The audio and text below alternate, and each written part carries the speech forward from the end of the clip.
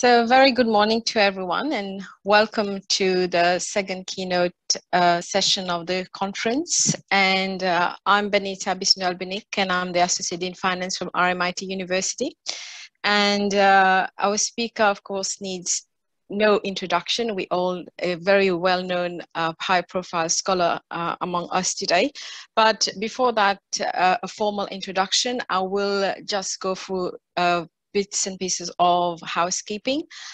Similar to the previous session, for those who attended, there would be, this is a 1 hour session, and we will have the questions which would be hosted on a separate platform, which is Slido, slido.com. So I would encourage you to log on slido.com and join as participant using your FMCG 2021 code. And Erica has already posted that in the chat. And make sure you choose the correct plenary talk by Professor Jonathan Karpoff. And you can post your question as we go along. We are planning to have a 45 minutes presentation followed by 15 minutes Q&A. But of course, if there are burning questions, I would definitely interrupt John as he is talking. So that's just some housekeeping. So make sure that you're posting your questions. That's extremely important. So let me introduce our speaker for today in the second session, who's going to talk about corporate purpose. So Professor Jonathan Kapoff, as we all know, is a Washington Mutual and Endowed Chair in Innovation and Professor in Finance at the University of Washington Foster's Business School of Business. He is an outstanding scholar, definitely, as we all know, and his research seeks to understand how and when Adam Smith's invisible hand works and when it doesn't, to coordinate economic activities and promote social well-being. Recipient of various long list of awards. On the teaching side, he's got 11 awards of teaching, but research style, very high awards that he has received, including the Griliches Prize, the Sharpe Award, and his work is highly cited by the media, including the New York Times, Wall Street Journal, the Economist, among others. Tomorrow we have a session where we're going to hear the editors talking, and very importantly, John is the associate editor currently of Journal of Finance, Journal of JFQA. He has been previously the managing editor of JFQA, as we also know. His research in corporate finance is extremely well known because he has been the recipient of the 2015 Drexel Center Corporate Governance Award. And in 2016, he was inducted as a Financial Management Association Fellow. So I'm not going to go through the list of publication. We all know his publications in all the top finance journals. So I will now hand over to John to present his talk on corporate purpose. Over to you, John. Thank you. Thank you, Benita. That was way beyond kind. Thank you for hosting and moderating the session. Bala, you put together an amazing program. I just want to echo what Rena was saying at the previous session. It's an impressive and exciting conference program, and I'm looking forward to it. So I'm going to talk about corporate purpose. Now, what do we mean by corporate purpose? Well, I think we all have some sense because the term corporate purpose is having its moment. 2 years ago, the Business Roundtable came out with its new statement of purpose, indicating that corporations should work for the benefit of all stakeholders. This better reflects the way corporations can and should operate today, said a spokesperson. The World Economic Forum jumped on this moment to organize its most recent Davos conference by making this the theme of the conference and stating that the purpose of a company is to engage all its stakeholders in shared and sustaining value creation.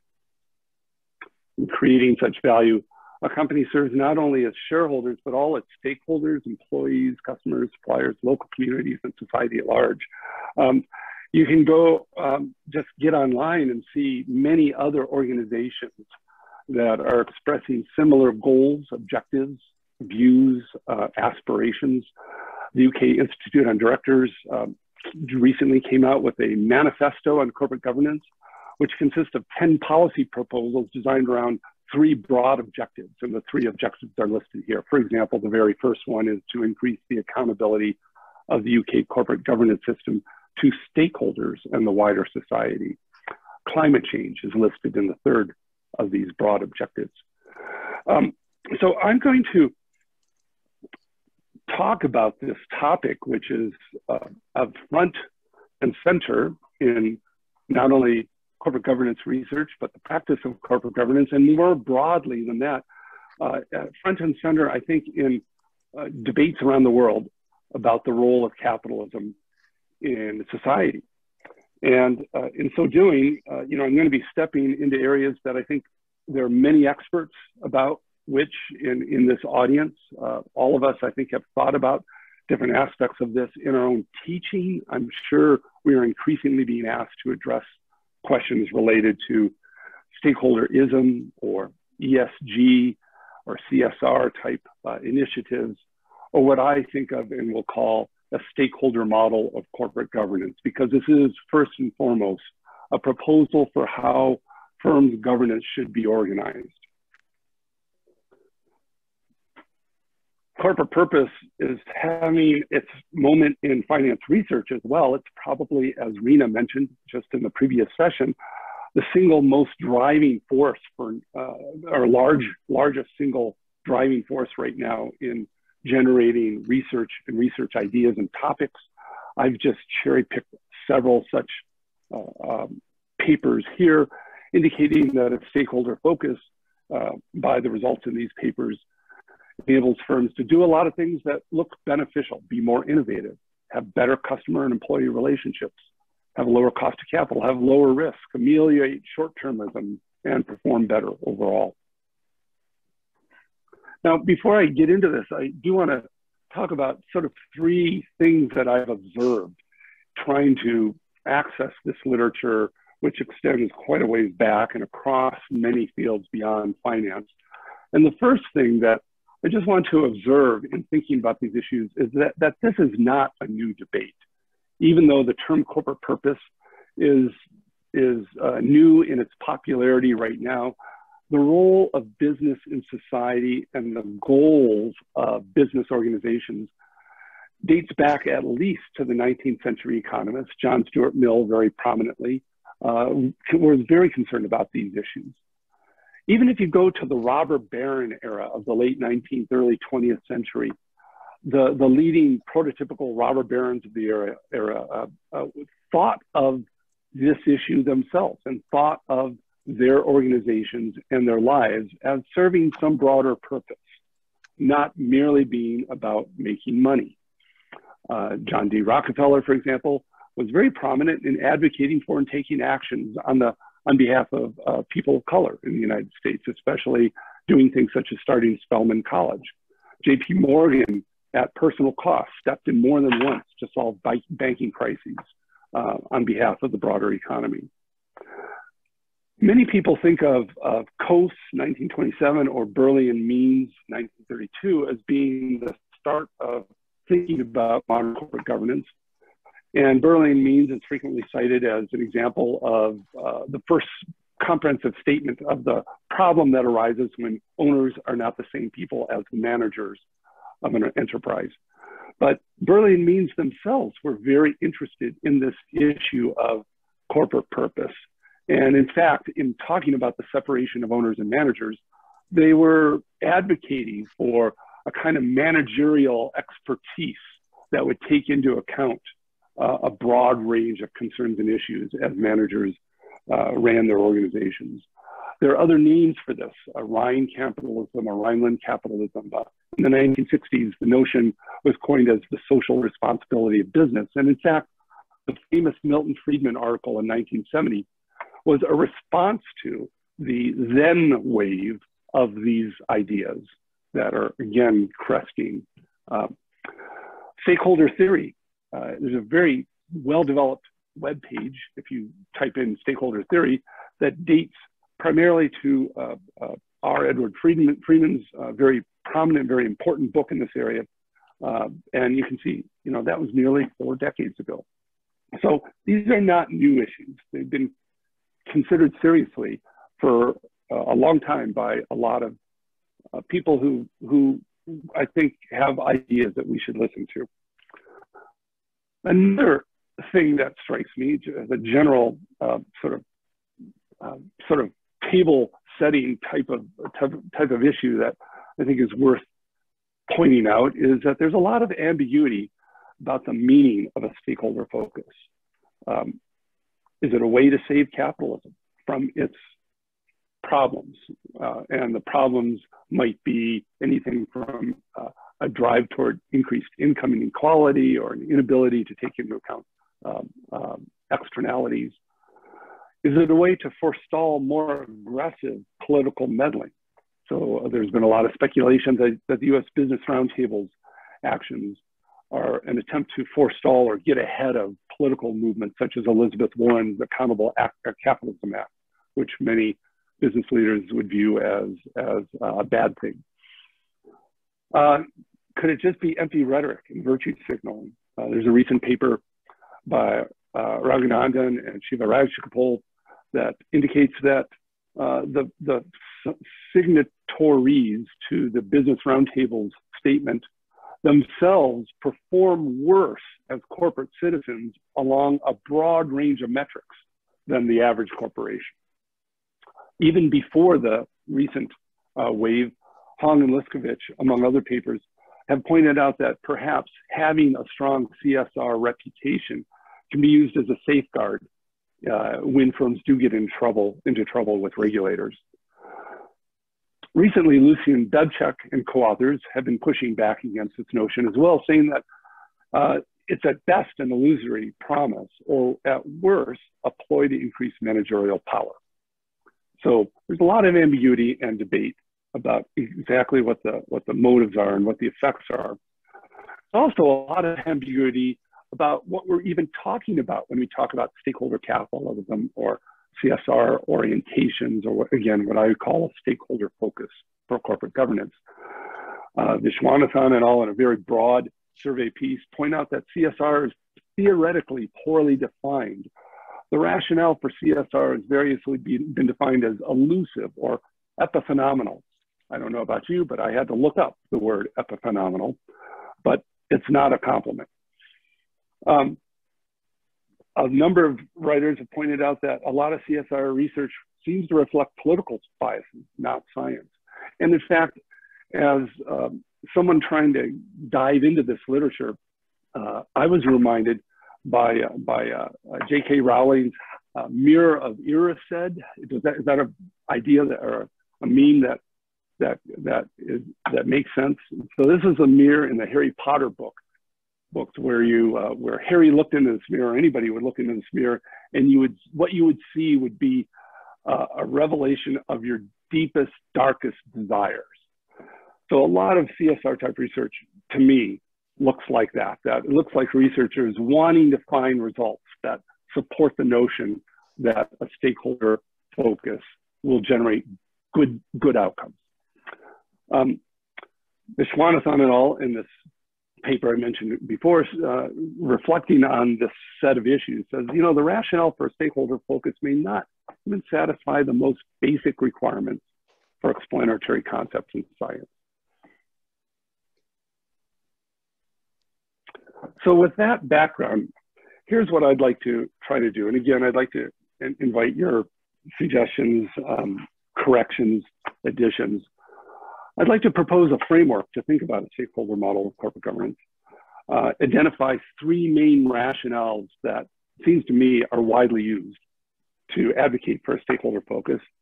And then as time permits, I'd like to submit my own proposal for firm governance, how we could use the set of concerns that motivate a stakeholder rationale without throwing out the attractive and valuable features of a shareholder model of governance.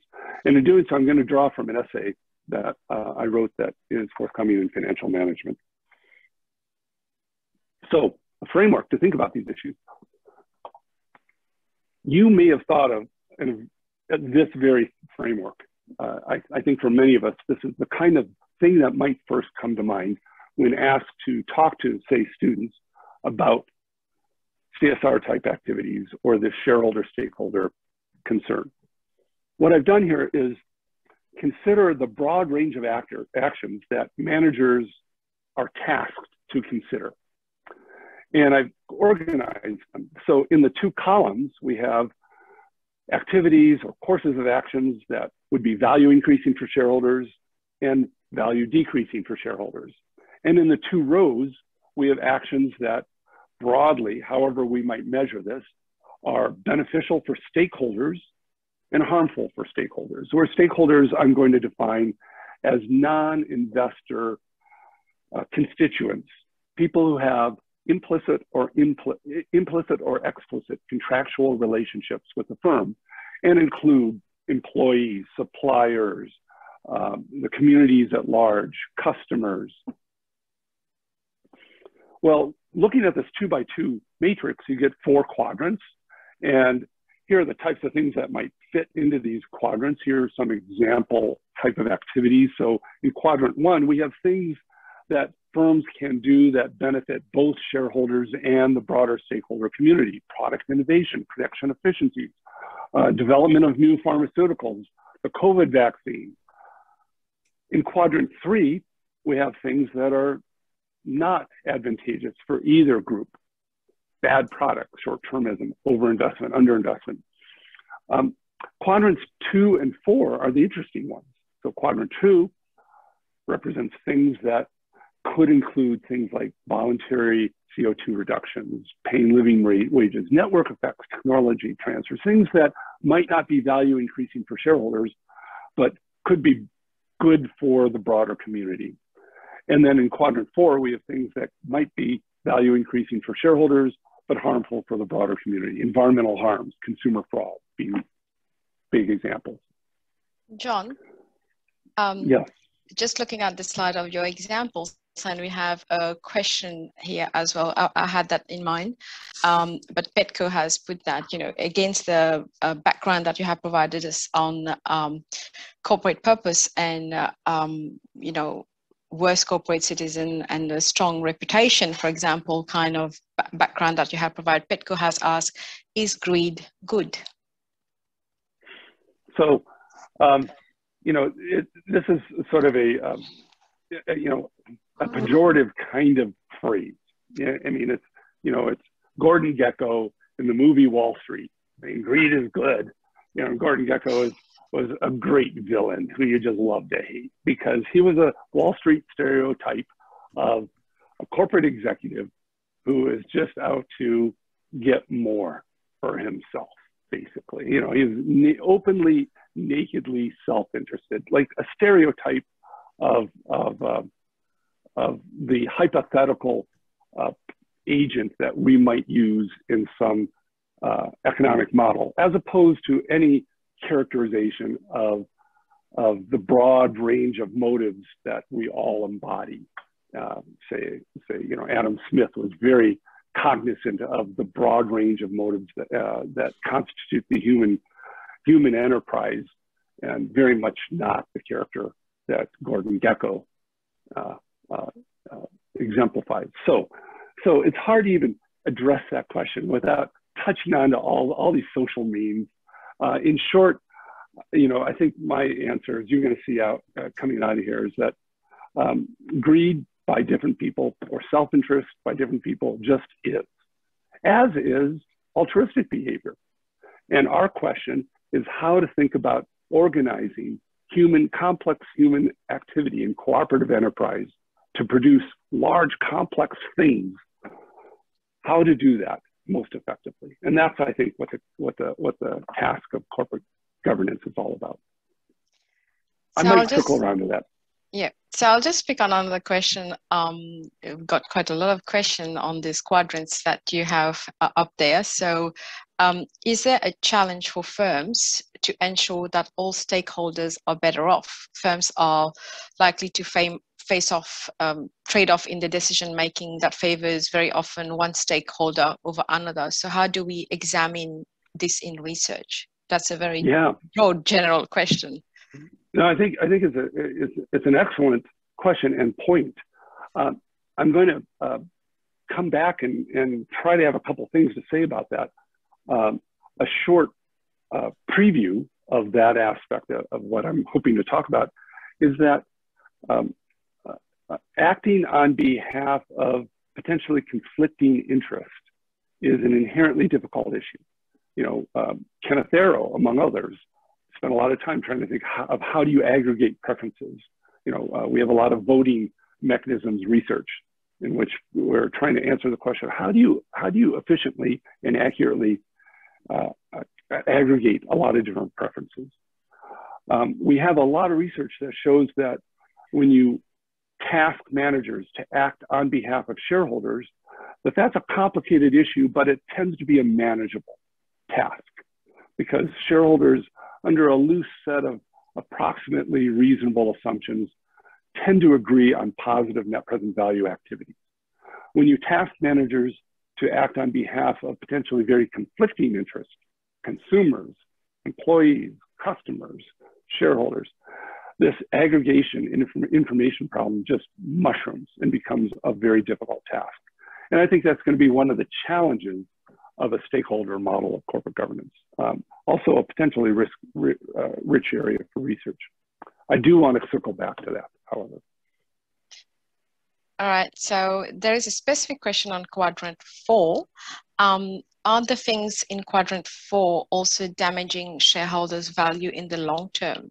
Is there a time dimension involved there? In particular, I was thinking like, you know, how far back we've been talking about social responsibility. So Adrian has raised this question as well.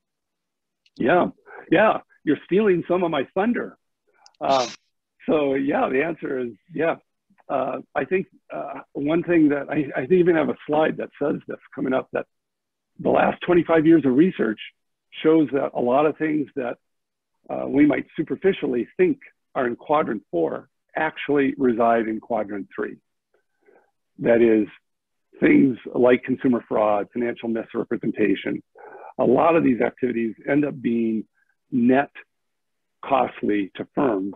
And as we get information even about the probability of getting caught, it's looking like many of these are ex ante unprofitable for shareholders, even given the fact that not every firm that engages in these types of misconduct, are caught. So again, you're looking deep ahead. So maybe I should catch up with I'll try to get to that slide. Yeah, I think we'll get moving. Lots of questions coming and we'll pick up as we go. Okay. Yeah. Great, thanks. So as I think these questions indicate, you're sort of seeing where this is going, that frequently interest between shareholders and stakeholders align. So I have in the green box, green for good and go, I guess, things that both parties would agree on. And the things in the red box are things that both parties would disagree on. And again, the interesting quadrants then are quadrants 2 and 4 again. And I've chosen red here to reflect the fact that it'd be harmful for stakeholders, and green that it'd be beneficial for stakeholders.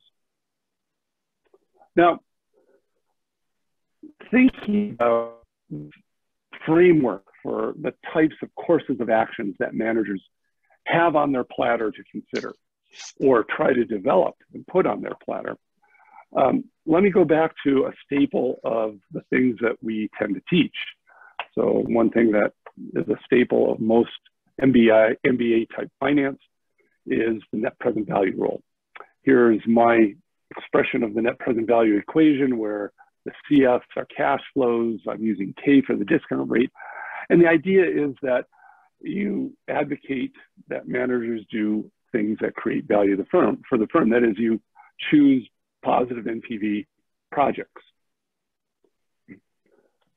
The NPV rule is a statement of the shareholders' interest model. In fact, the NPV rule frequently is presented in textbooks that have preliminary chapters that say things like the business organization is run on behalf of shareholders. Now, granted, that opening chapter is starting to change over time with stakeholders' interest, but this is a standard way of talking about the presentation of key ideas.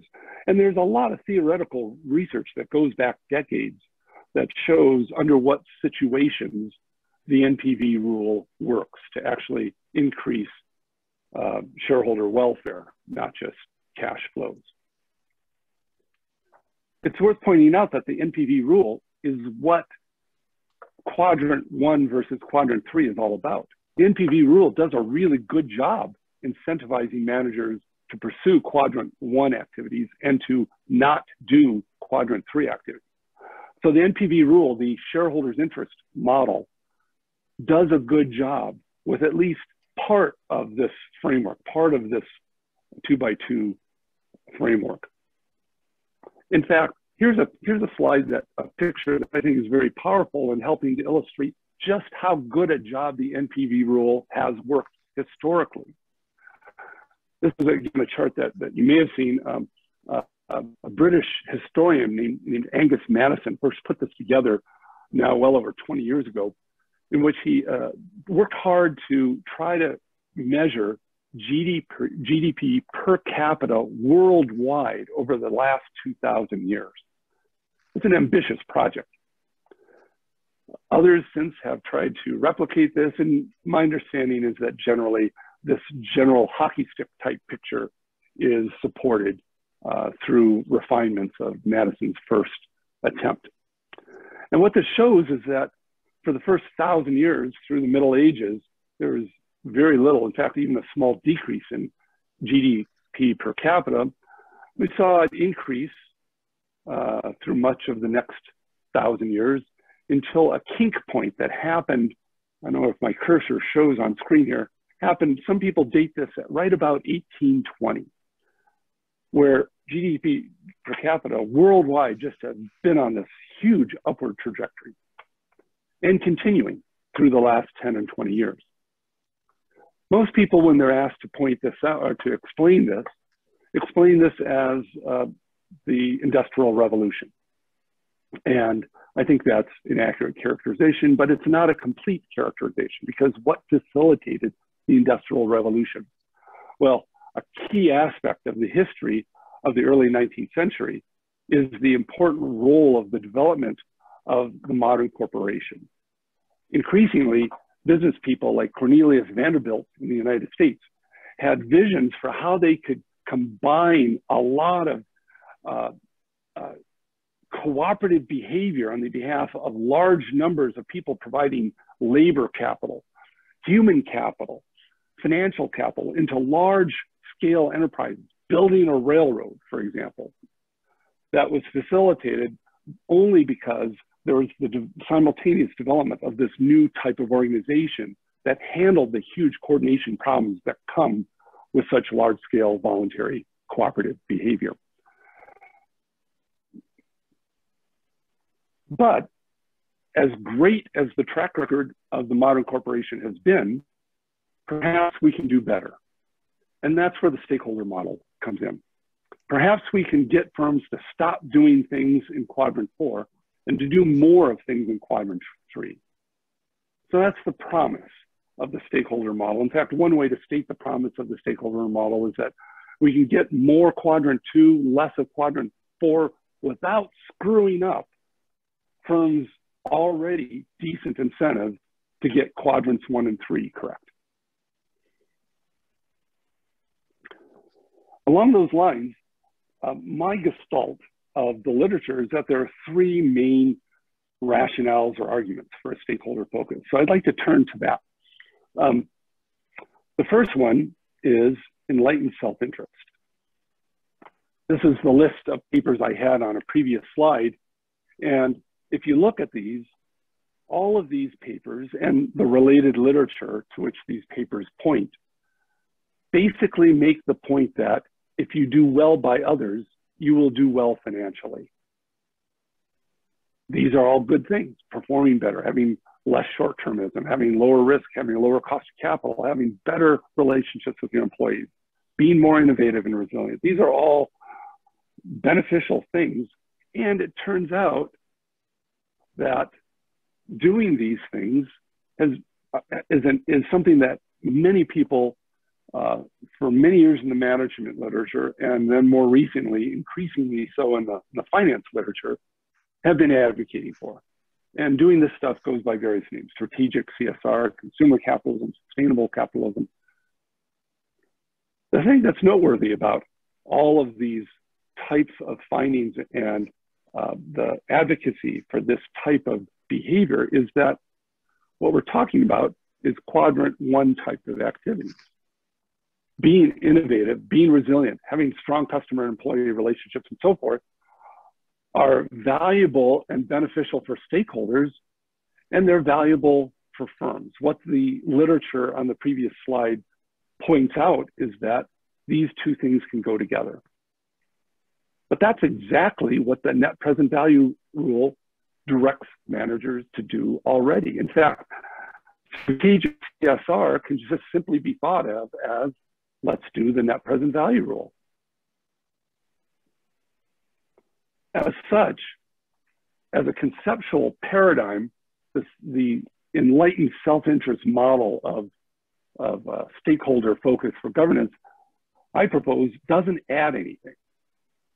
It's completely duplicative of how we already think about creating value.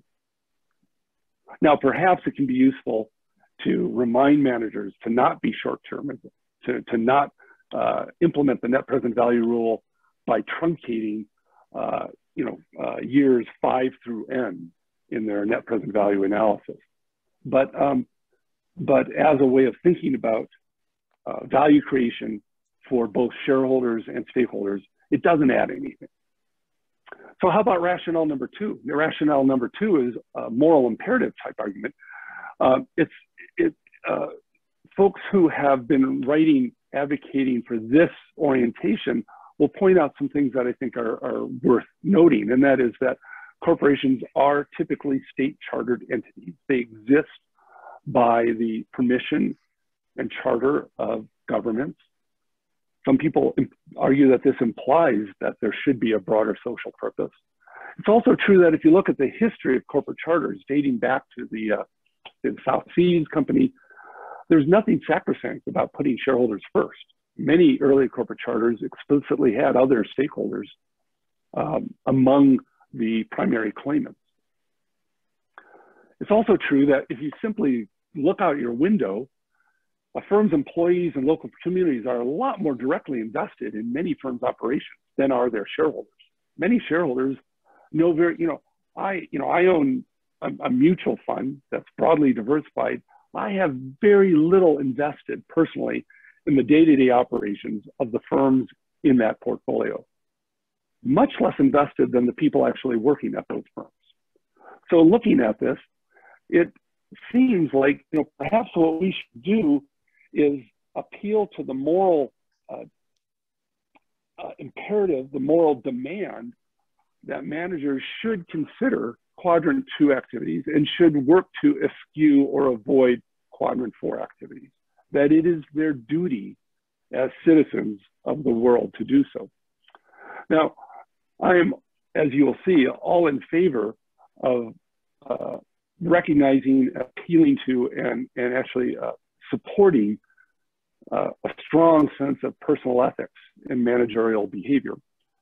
However, there are some problems with appeal to a moral imperative argument as a basis for a stakeholder orientation of the whole firm. And one problem is that it forgets a couple of very important things. Shareholders' claims, it turns out, are last in line. If you line up all the claimants to the cash flows from the firm's operations, the people at the very end of the line are the shareholders.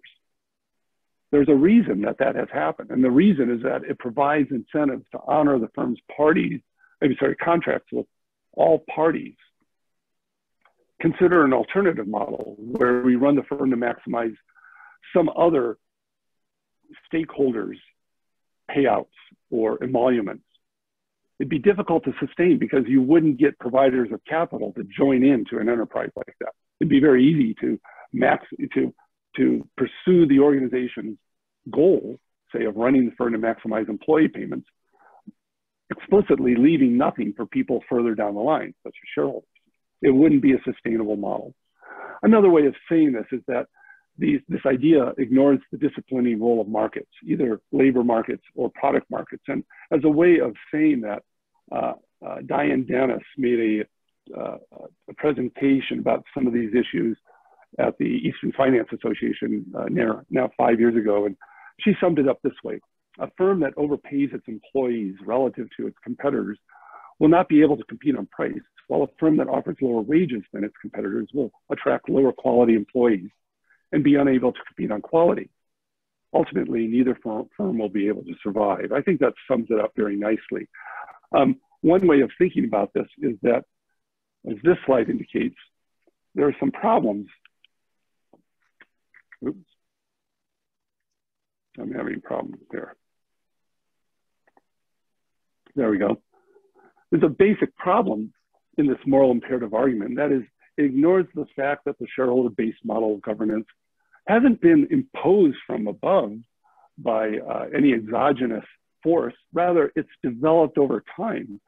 And it's developed over time and survived over time because it has survival value. One way I think about this is team production really is a pain in the neck. There are huge information and incentive problems. I mean, putting together a conference like this one is a big pain in the neck, which is why my hat is off to Bala.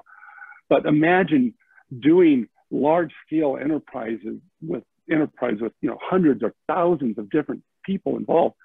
It's very hard to do this. Corporate form is one way to organize these type of productive activities, and we see it employed over time when it's relatively efficient. Rejiggering governance by adding an add-on by saying, okay, now you're going to change the whole way the organization is oriented or tasked, may very well not be sustainable. It's sort of like a biologist saying, boy, couldn't we get an ostrich to fly? Wouldn't that be an improvement? Probably if you're doing that, you're forgetting why the ostrich evolved the way it has to begin with.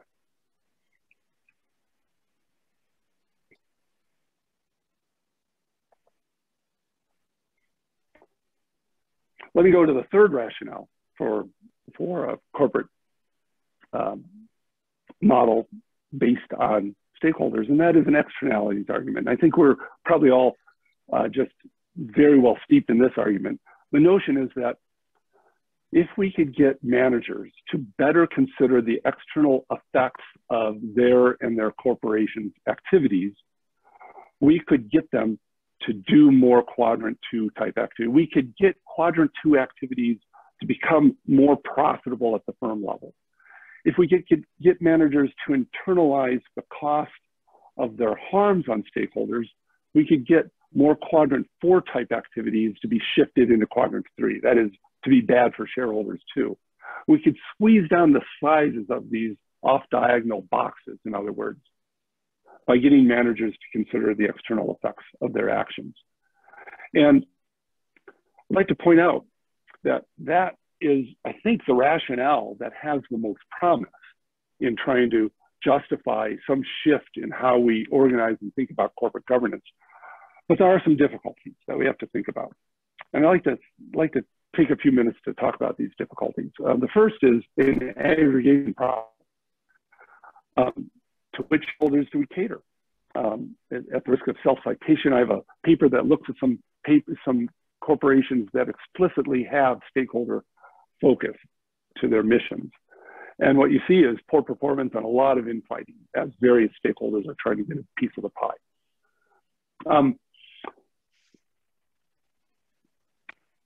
I'm going to be running out of time soon, but I'd like to give you a couple of examples. Starbucks recently has run into this aggregation problem in the wake of a racial incident at a Philadelphia Starbucks store in 2018. Basically, one of the Starbucks store managers acted in a way that was racist toward one of its customers. And it provoked a series of protests, and Starbucks, in the wake of these protests, adopted an open store and open bathroom policy, basically saying anybody can come in and sit down at our store. You don't have to purchase anything. You can use the bathroom. And it turns out that there were some public benefits. Public urination citations decrease around such stores, as apparently people, especially homeless people, use the Starbucks stores. On the other hand, you do see some offsetting impacts on customer traffic and a decrease in the amount of time that customers spend in the stores, indicating that in trying to serve one constituency, Starbucks is also affecting in an adverse way another constituency. This is a result of a very interesting paper by Garoon, Nickerson, and Solomon. Here's another difficulty, Hayek's information problem. How do managers discern all the shadow prices along many margins of its various stakeholders? That's a really difficult problem. Let me give you an example of that. Also from a recent interesting research paper.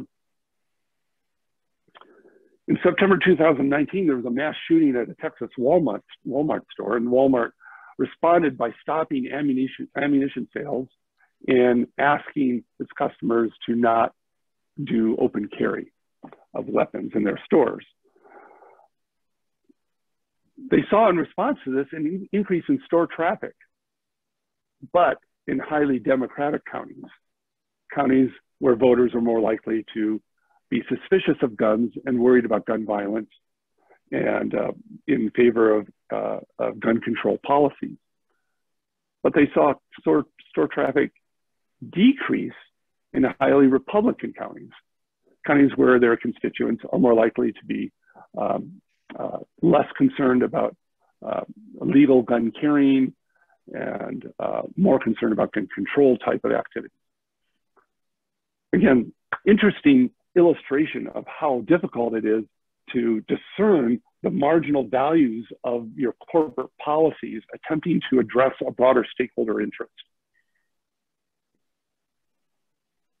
I'm going to have to jump through some more of these. How do you trust managers to set public policy? My example for this is the Arctic National Wildlife Refuge, which contains a lot of oil, or potentially contains a lot of oil. There's many local First Nations residents in the area that oppose drilling, but there are other First Nation residents in the area that support drilling, largely because they have financial claims to many of the drilling areas. Who are you going to serve if you're a corporate manager trying to weigh off and measure the concerns of these various constituents? There are many other stakeholders. I list some here: Native corporation shareholders in Alaska, some of whom would benefit from drilling-related jobs, or New York City environmentalists who might never go to ANWR but care about its pristine character, or all of us because of the carbon footprint impact. So how do you task managers to become public officials to solve this sort of problem? You have the managerial mischief problem with the stakeholder model. Even if you're trying to achieve benefits by squeezing these externalities. I point to these recent papers by Lucian Bebchuk, where he points out that stakeholderism seems to increase the insulation of corporate leaders, and they argue will hurt accountability and performance. The fake news problem. I pointed before to this Hollywood caricature of shareholder-focused firms as unconstrained and socially destructive. I think to the extent that this debate highlights what is essentially a false narrative of most firms, that's a drawback. Cynicism problem. Does it just simply breed more cynicism if firms are jumping on this bandwagon to signal their virtue? Here's one more problem, and I'd like to conclude with this problem and then summarize my proposal at the end. The problem is that the Q2 and Q4 activities that we're seeking to squeeze down already are smaller than what we might think, exactly as was pointed out earlier through a question. The whole premise of the Enlightened Self-Interest rationale is that quadrant 2 isn't that large, that if you do things that are good for stakeholders, it'll be profitable also. The research that some of which I've been involved in, many others here online, shows that many of these activities, as I mentioned before, that appear to be in quadrant 4 really turn out to be negative net present value investments for shareholders as well. Perhaps a more accurate characterization of these 4 quadrants looks like this. Quadrant 1 is big. The potential for doing negative NPV projects is huge. So quadrant 3 is very large. And quadrants 2 and 4 are much smaller than what we might initially surmise. Well, mindful of this sort of set of broad paint splattering approach to a lot of different aspects of this problem, I do want to briefly point to a proposal that I've made, and I have a dog in the race now because I have this proposal. And my proposal is that we, as a foundation, maintain the shareholders-based model of governance and how we think about governance at the firm level, and certainly as a public policy stance. My reasons are summarized here. It's time-tested, it anchors managers' focus on value creation, provides relatively clear incentives and metrics for accountability, and as the evidence shows, it has generated large societal social benefits. But, I pointed to this before, but quadrants 2 and 4 are not null sets. So I advocate that we recognize that managers do have broad discretion already, and that boards think about explicitly tasking managers to incorporate external benefits and costs into the firm's decision-making process when these benefits or costs are demonstrably large. Friedman, for example, argued that we shouldn't do this because the political process should handle these problems. The problem, as many advocates of the stakeholder model will point out, is that the political process itself runs with frictions. So there are going to be situations when managers cannot get away from the responsibility of making decisions in which they can, and I'm arguing should, deviate from shareholders' interest only. Now, a problem with such an advocacy is that we face the slippery slope toward what I have argued is the conflict, waste, and potential cost of a pure stakeholders approach. So to make this proposal workable and somewhat constrained and limited, I'm proposing that we require transparent reporting when managers deviate from their obligations to shareholders. And by this, I mean a different kind of double bottom line approach, accounting. Now, there is a traditional double or triple bottom line approach focusing on people, profits, and places, for example. And here's a chart that illustrates some of the differences between my proposed double bottom line and these traditional proposals that have more history.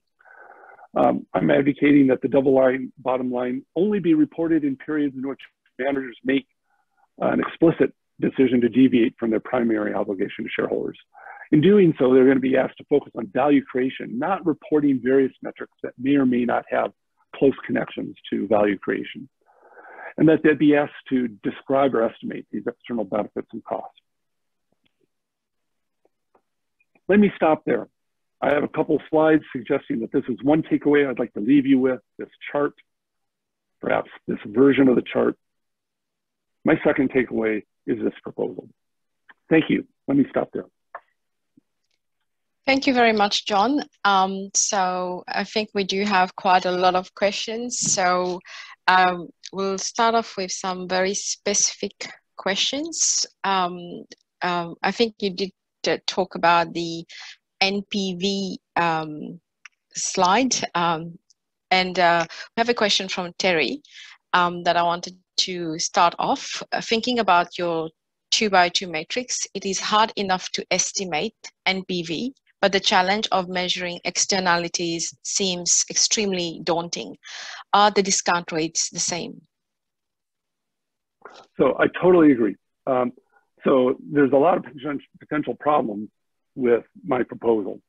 And one of them is, I'm asking managers to do a task which, I just argued among the problems with the stakeholder model is that it's really hard to do these things. It's really hard to estimate these costs and benefits. So granted, that is a big problem. In answer to the specific question of, are the discount rates different? Well, in general, yes. We teach our MBA students what I call the matching principle, which is that you want discount rates to reflect the cost and the risk, I should say, of the cash flows. So to the extent that the risk of these cash flows, thinking about systematic risk differs, you would use different discount rates. If I can add an addendum to that a little bit, there is a literature somewhat inside, but I've observed it mostly outside the economics literature. For example, articles in Science magazine criticizing economist maintenance of a positive discount rate for environmentally desirable investments. And without getting into that debate, I just want to recognize that there are some non-economists out there basically saying, hey, you should use really low, perhaps zero discount rates for investments that we think are good. And you can anticipate my reaction to that, which is no, you want to use discount rates that reflect the risk of the cash flow. Definitely discount rate that reflects the risk of the cash flow. I think that's what we've also been teaching our students always. So definitely agree with that one. So there are quite a few questions and we haven't got much time. So I thought we'll pick on the very specific one. And there is one the very top one is a very general question, which I want, of course, for you to have an attempt. But the specific question by Praveen, who talks, what is a percentage of firms which come under each of the quadrant if you examine S&P 500? So I guess based on your research, I think that would be a very specific question. So I think of the quadrants as characterizing the universe of actions that managers consider, the courses of actions that they may consider. So rather than characterizing individual firms, they characterize the set of actions that a manager in any one of those firms considers. Now, in terms of, if I had to try to say, okay, which firms have historically pursued actions that fall into any one of these four quadrants, a conjecture is that by the very fact of their survival, and these firms have created value, and so they're generally not in quadrant 3, and they're generally going to be in quadrant 1. All right. Thank you. And so in terms of, creating value, Kate has a related question there, I think pretty much. How do we define value? Environmental harm increase shareholders' value. So how do we define value? Yeah. So by here, I was thinking, let's say an electroplating firm that has a wastewater that it dumps into a local waterway. So if the firm can do that without being caught, it saves on its cost, generating larger surplus potentially for its owners, and imposing the cost of its waste on the broader community, downstream users, for example.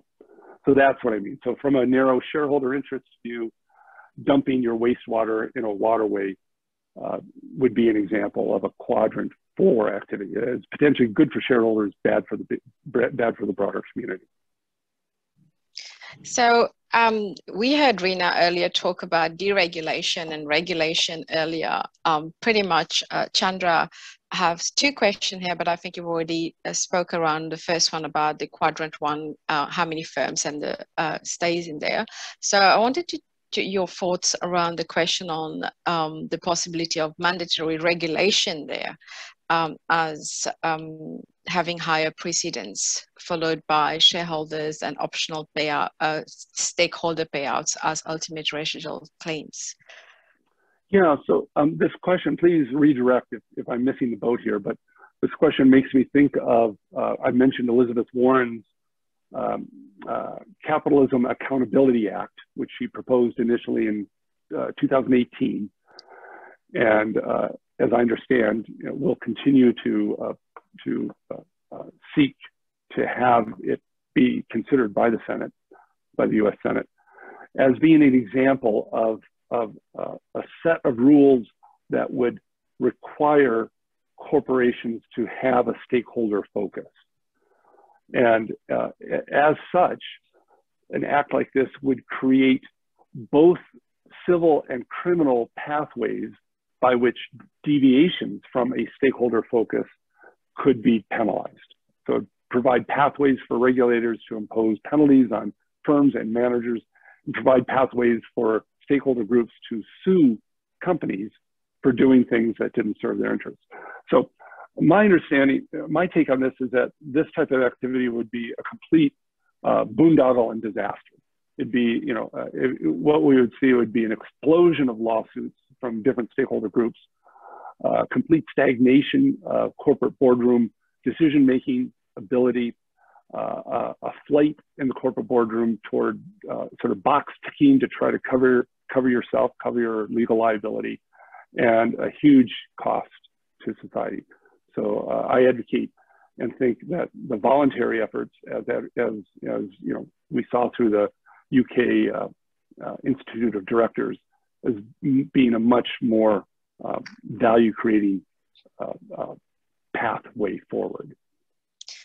So, in the interest of time, I'll pick the last two, which are very general questions from Mamoun and Christo.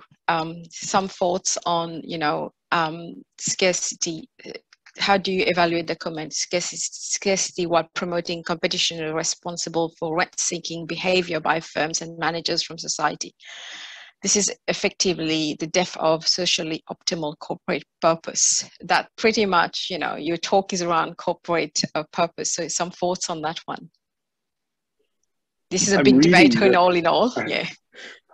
I'm reading this and attempting to understand it. So again, please redirect it, or if we need to, please contact me offline if I'm missing the boat here. But so yeah, I think one way to think about what we task corporate managers to do is to find surpluses. That is, to find positive NPV investments. And in so doing, we have seen historically that firms typically generate large benefits for society at large. So I cited, but did not mention on one of my slides, William Nordhaus received the Nobel Prize a couple of years ago, in large part for his work on environmental economics. His work also on the surplus or external benefits generated by profit-seeking activity by firms is also very important and noteworthy. Now, it turns out, however, that not all rent-seeking generates such broader social surpluses as well, and especially political rent-seeking. So, we have a lot of literature. In my own past, I used to do research on fisheries management, and a lot of the activity that you see in fisheries regulations around the world can be characterized as political rent-seeking. And that type of activity tends to be dissipative. In fact, we have large literature showing that under certain characteristics, you can dissipate the full value of a resource, such as the value of a fish stock, simply through rent-seeking activity. And that is the tragedy of the commons.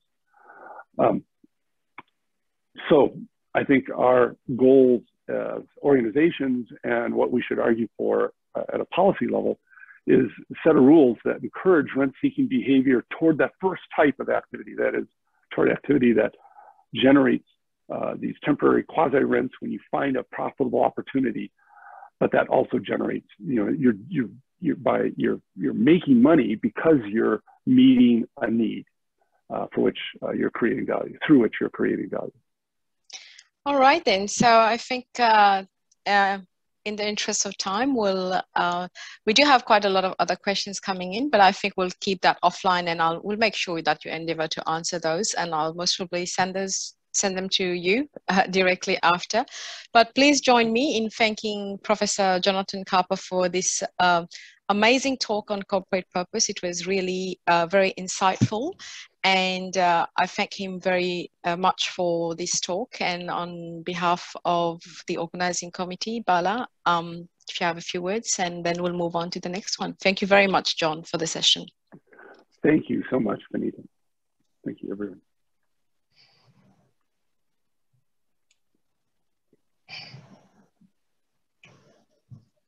Bala, you're muted. Thank you. Thank you, John, for supporting our conference. This is your second talk to us for the Financial Market Corporate Governance Conference. And you were physically present in Wellington last time in 2013, I think. So it's not 13, 17. No, yes, I think it was 13. 13. It was fantastic. Yeah. So you talk about the flow, you know, the so it's interesting. Oh, that paper published in Accounting Review, I think, right? The paper you presented there at the conference. So thank you for your support, and then we will be talking to you, and we will be listening to you the day after tomorrow. Day after tomorrow. Session with the editors. That's on Friday. So thanks again, because I think because of the limited time, so we need to exit from this one to make sure that the other speaker come back and test his slides, everything. So thanks again for interesting talk, and also the participants who are supporting this conference. Thank you again, and thanks, Benita. Thank you very much. Thank you. Thank you, everyone.